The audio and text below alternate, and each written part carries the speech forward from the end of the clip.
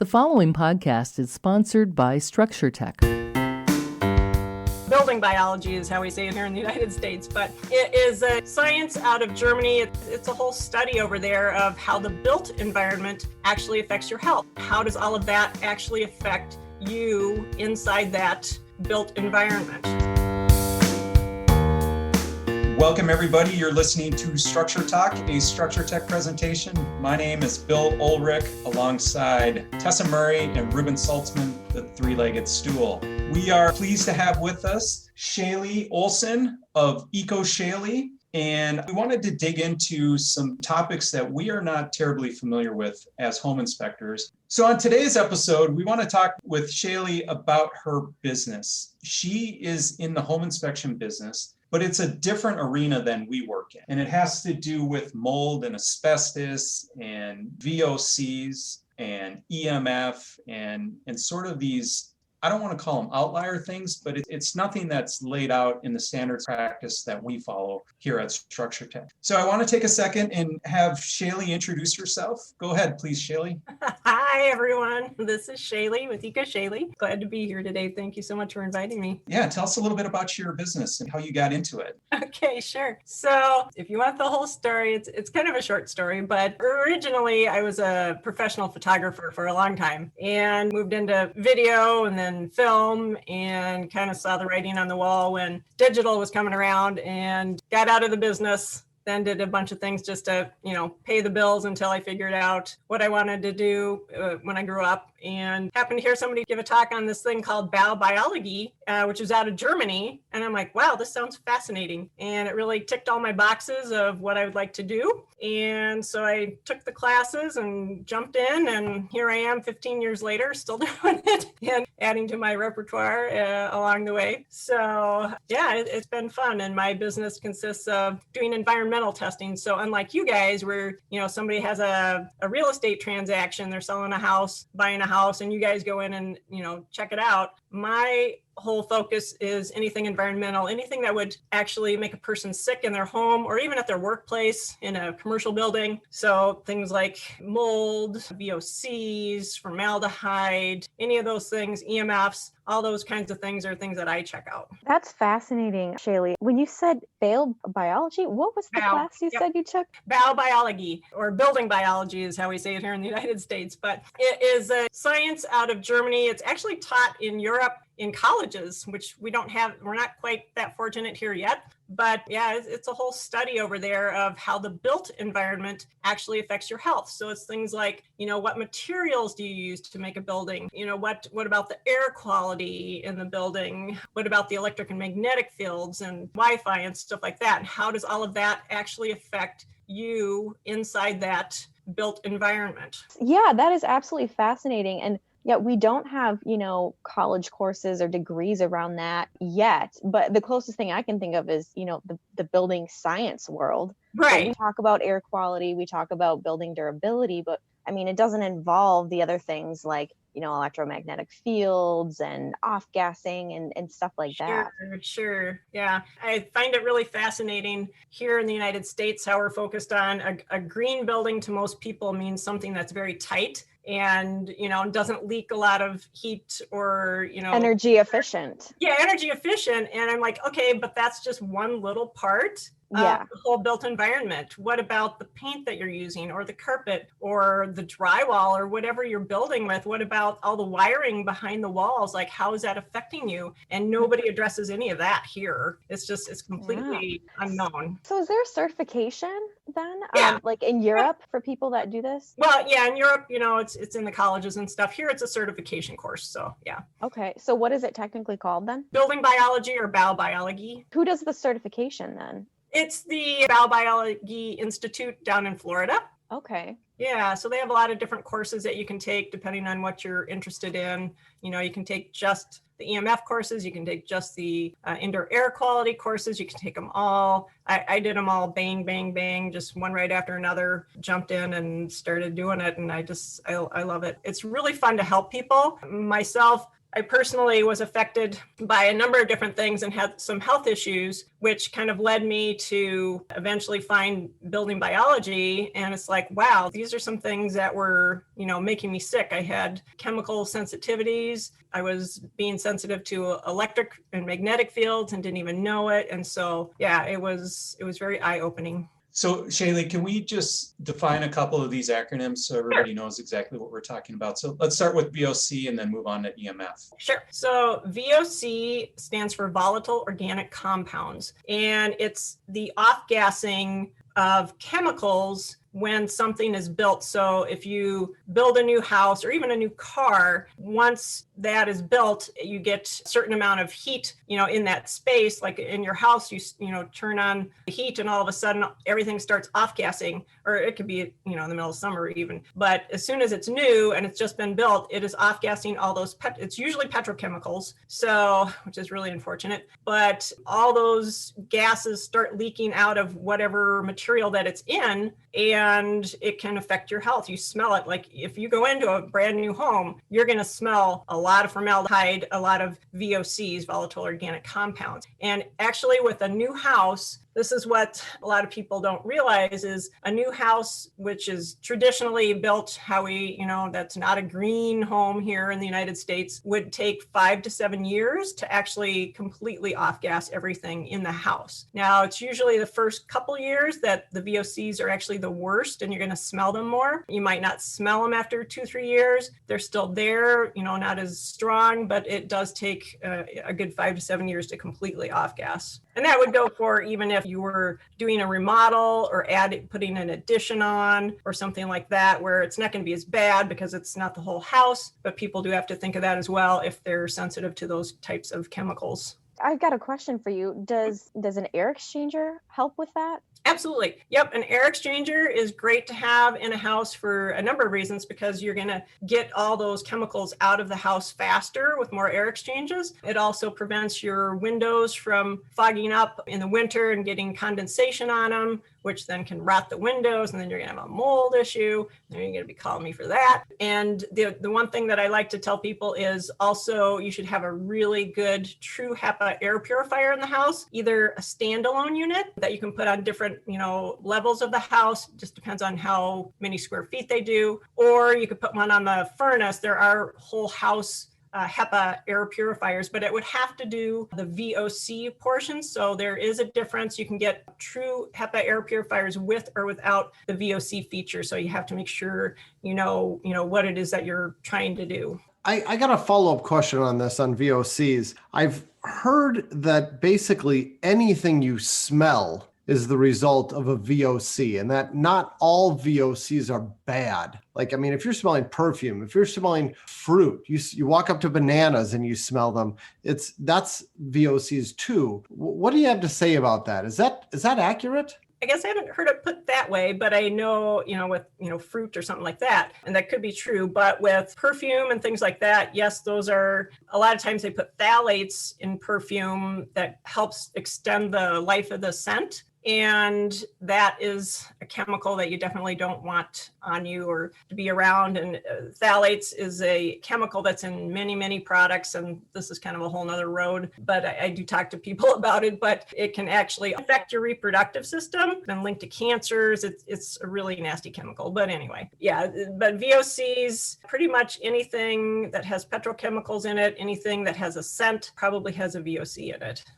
Wow. So if you were going to build a new home, what would you do? Or would you just not even consider living in a new home? You have to, do what you can with whatever's going on. Like right now, my house is being worked on. I'm actually sitting here in a hotel while I'm talking to you because I had an ice dam 2 winters ago. It actually created a mold issue. So, they had to knock out a bunch of walls, take care of the mold, and now we're on the rebuild part of it. So I'm having them put up some VOC eating drywall, which has an antimicrobial in it. So yeah, that's a really cool product. And I'm having a special type of insulation put in that wouldn't mold and stuff like that. So the thing with the VOC paints is there's a little bit of a greenwashing going on. So when a paint says VOC free or whatever they label it as, or low VOC, really there are VOCs that are exempt. The government says we exempt these VOCs. So they can put it in a paint and say it's 0 VOC paint, but yet there's still VOCs in it. So you have to make sure that you're getting an actual paint that is non-toxic. And there are a couple of companies that do make non-toxic paints, but you have to specify that it's a non-toxic paint versus a 0 VOC, because 0 VOC is not really VOC free. So I got to ask, for the insulation, you said you're using a low VOC insulation. What is that? So the insulation I'm putting in my house is actually rock wool, and a lot of contractors don't like to work with it because they're like, oh, it's really itchy, blah, blah, blah. But it's actually been reformulated to not be so itchy, and it's really great for keeping mold out of walls. So it's not going to let that grow. Yeah, it was quite the journey. My own house, having all this mold in there, and it was very eye-opening. I actually learned a lot from that, but I don't suggest anybody ever have an ice dam. It's not fun.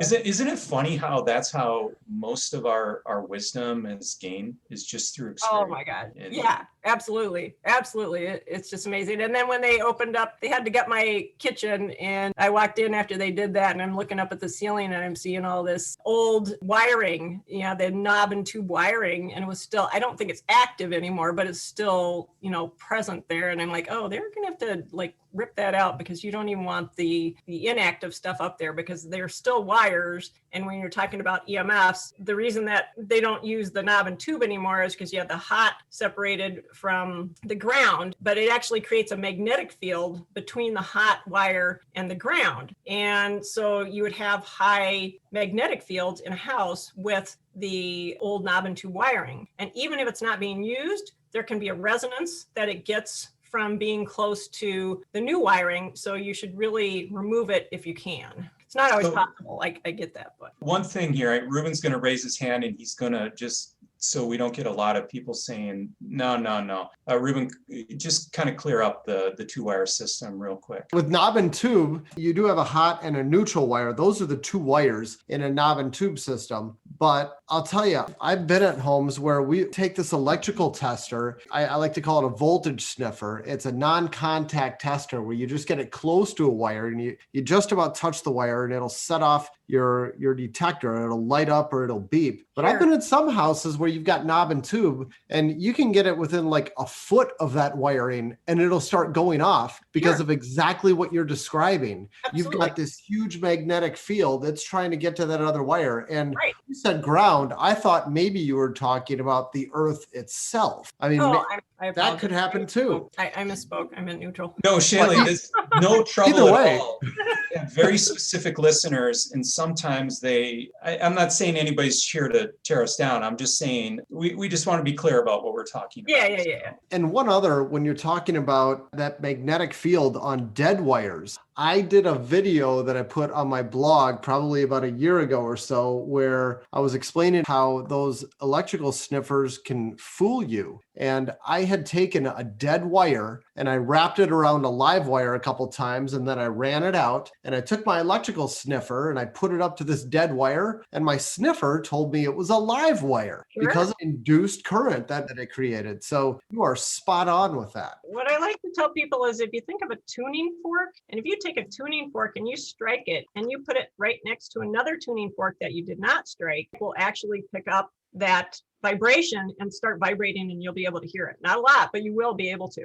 So that's kind of how I explain it to people. That's interesting. So Shaylee, can you just EMF kind of explain what that is real quick? So EMF means electromagnetic field. In building biology, we kind of separate it into the E for electric fields and the M for magnetic fields. So E, electric and magnetic fields. We really deal with those two fields the most. There are some building biologists that will also work with Wi-Fi and cell phones and stuff like that. But the basic premise of what we do is working with these fields that come off of the wiring that's behind your walls that you can't see. So you've got all this wiring where you can't see that goes to your light switches and your outlets and all of that. And it actually creates, it's a live thing. It's active, and it's not something that you not obviously want to mess with, but it messes with you and you don't even know it. So let's say I have anything that's even plugged into an outlet create an electric field or magnetic field. So you have electric fields that they're present all the time. So it doesn't matter whether a light is turned on or off, or you have the toaster on or off. You've got electric fields that go out into the room a good 8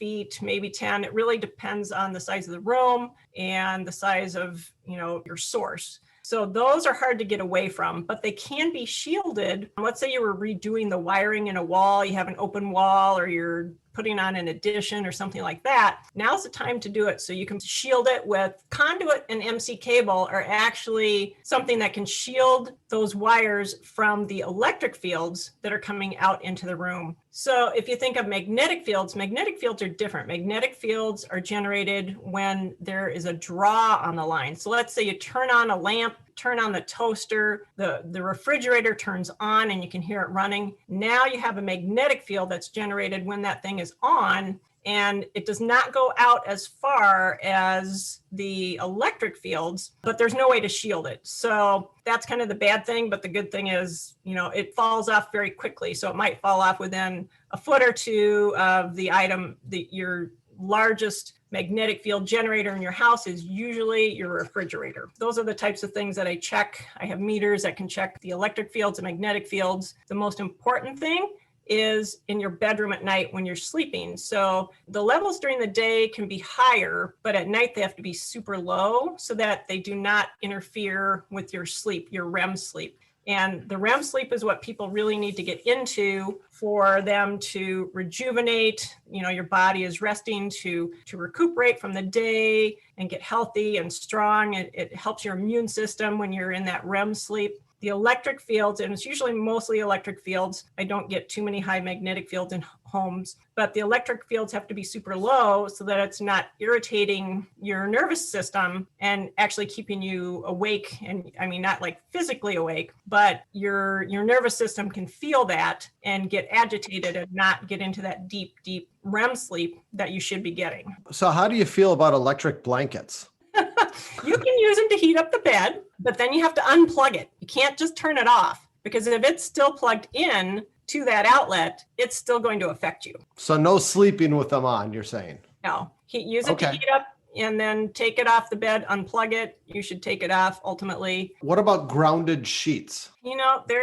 We probably shouldn't get into that. There's a lot of controversy in building biology about that. What's a grounded sheet? Oh, I read this book by David Asprey. I think it was called Earthing or something. Yeah, it's basically you have bed sheets and they have a small layer of metal inside them. It's got like copper woven throughout it, and you ground it, and or earth it, they call it. Yeah, earthing. And it's making sure that there's no electrical potential. I think it kind of does the same thing that a Faraday cage would do, making sure that there's no fields that are going to get to you or no electricity. I don't totally understand it. It's hard I've had it explained to me a number of times, and I still don't know how to explain it, except that I know it's very controversial. And a lot of building biologists are like, no, you should not do that. And it's hard to explain how you measure it. Shaylee, how many clients do you work with that are concerned about EMFs? Like, do you do this testing a lot?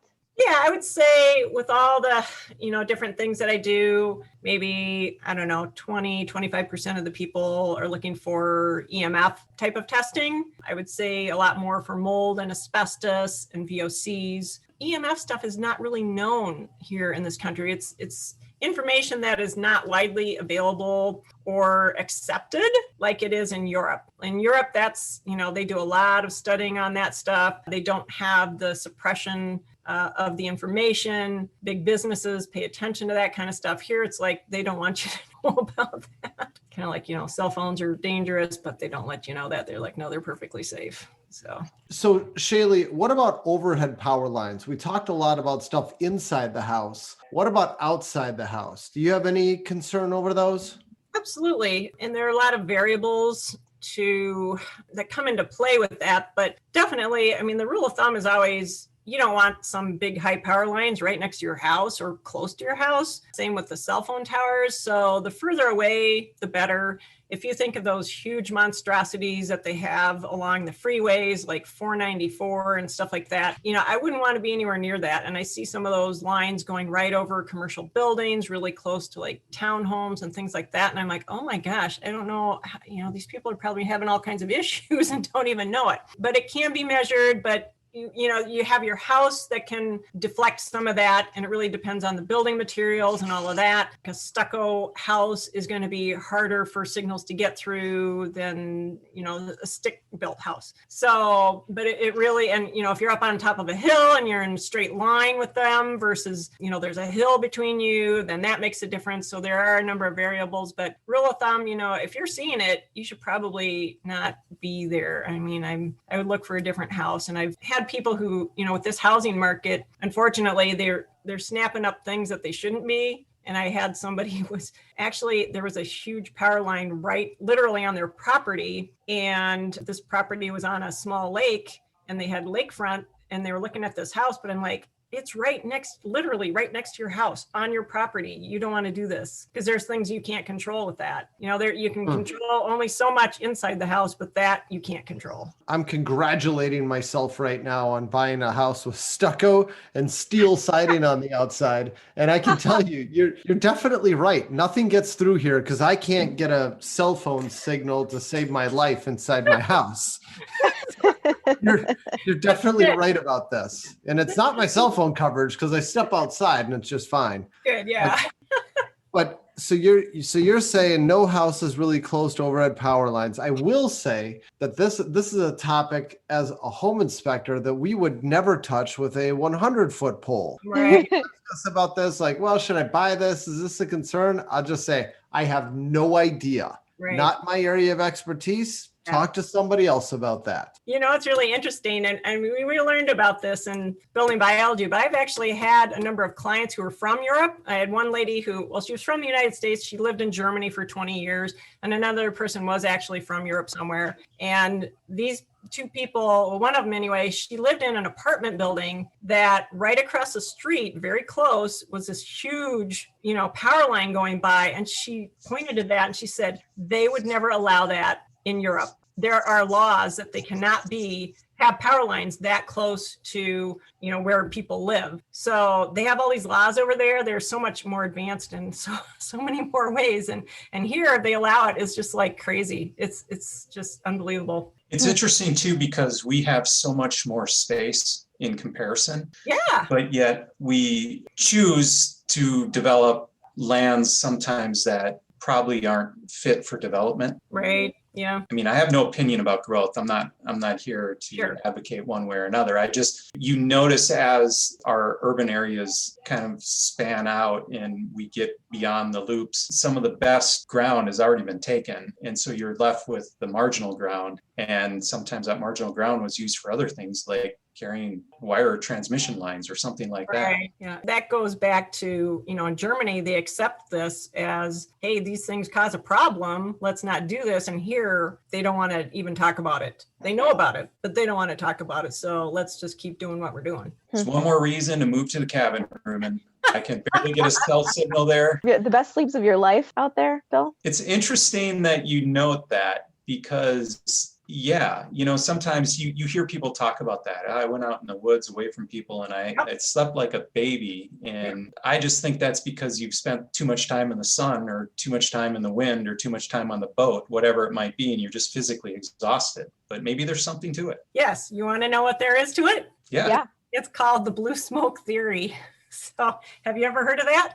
No. Okay. So the blue smoke theory says that if you could blow blue smoke into the air and it would light up every single type of invisible signal that's going through the air, whether it's a radio wave, a TV wave, electric fields, magnetic fields, Wi-Fi, all that kind of stuff, you would not be able to see your hand in front of your face. So if you think of being in the city, you cannot get away from that. It's everywhere, right? I mean, I have a clock on my wall that every night at midnight, it receives the signal from the atomic clock in Denver. It's just like a split second, but that's a signal going through the air, right? it's my clock is jiving with the atomic clock. Well, when you're in the city, you just can't get away from any of this because we're so packed in here. You go out to your cabin, you go up north and hey, yeah, of course you're going to have a good night's sleep. You might have electricity in your cabin, but you don't have all this other junk floating around that's affecting you. So I always tell people, yeah, when you go up there, you think, oh, it's just so relaxing because it's beautiful and,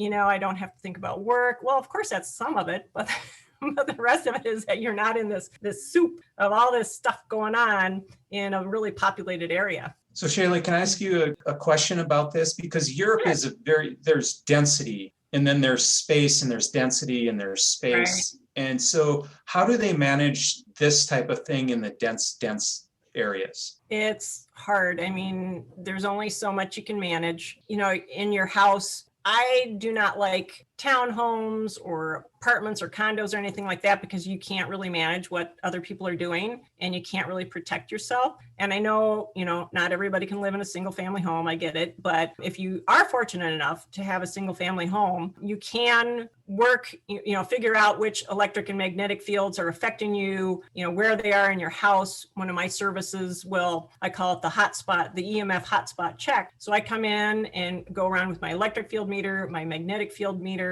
and we see if there are hot spots in the house that could be either fixed or avoided. So you know what's going on where, and then that helps you to, live better in your house and more healthy. But there are other things that people can do with, shielding and stuff like that, which is kind of a whole nother thing that's kind of hard to do.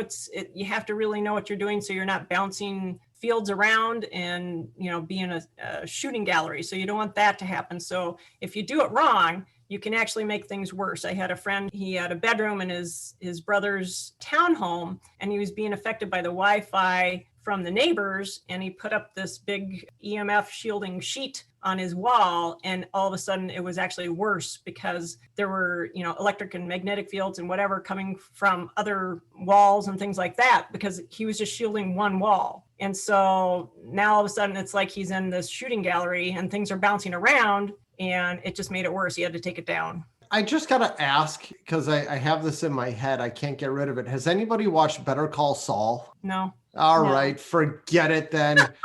There's like 3 seasons where this guy is just so affected by EMFs and he can't even leave his house. And he's got tinfoil covering the entire inside of his house. It goes on for a while. I have never heard of it.